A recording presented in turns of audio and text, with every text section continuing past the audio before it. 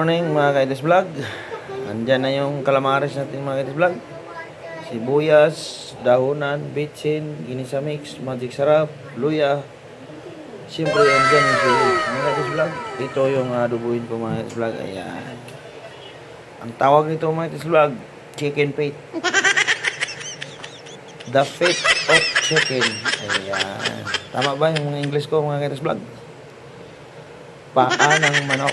In Bisaya, tiil sa manok. Okay. In Japan, origato, asong-aso. In China, chawa-cha-cha-cha. Ayan ang mga Kaitis Vlog, ang chicken feet mga Kaitis Vlog, pinakuluan muna natin. Bago natin yan siya adubuhin mga Kaitis Vlog. Wala na mga Kaitis Vlog. So, ibakbak na natin yung hindi natin patagalin yan. Ayan. Mikos na rin ang mga Kaitis Vlog.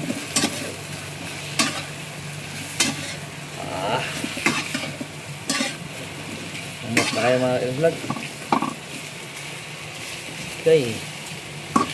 Muna yung luto ni Sarap. Ito mga Kaitis Vlog, may chemical na to. Ayan. Hindi pala ito magic sarap mga Kaitis Vlog, ginisa mix. Ito pala yung magic mga Kaitis Vlog. Ito may chemical dito mga Kaitis Vlog. Ayan. Ito ang maraming chemical mga Kaitis Vlog. Bitsin, Ajinomoto. Siyempre mga Kaitis Vlog, lagyan natin yung toyo. Kunti lang, baka maalat. Okay. Ayan na mga Kaitis Vlog. Mekos natin ang adobo natin mga Kaitis Vlog. Ginaan mo yung cellphone mo. Ayan na mga Kaitis Vlog. Ito talagang banat ko mga Kaitis Vlog. Ang paa ng manok. Ayan. Ayan mga Kaitis Vlog. May kasabihan nga mga Kaitis Vlog. Ang taong di marunong tumingin sa kanyang pinanggalingan ay hindi makakarating sa kanyang kinaroroonan. You may only begun, but I mean back twice over boy.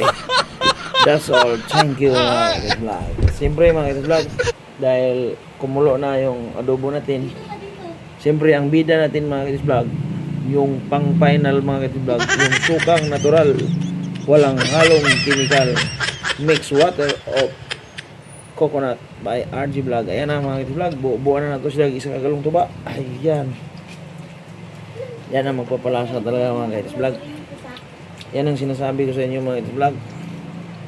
Ang tuba na gawa sa tubig ng buko. Yan ang mga Kaitis Vlog. Luto na to. Ayan. Ang aking recipe mga Kaitis Vlog. Ayan. Ako muna bumanat mga Kaitis Vlog kasi busy yung sawa ko. Naglilinis mga Kaitis Vlog. Kawawa din naman. Ayan. Ayan na mga Kaitis Vlog. So, ang gagawin natin tikim ang time na.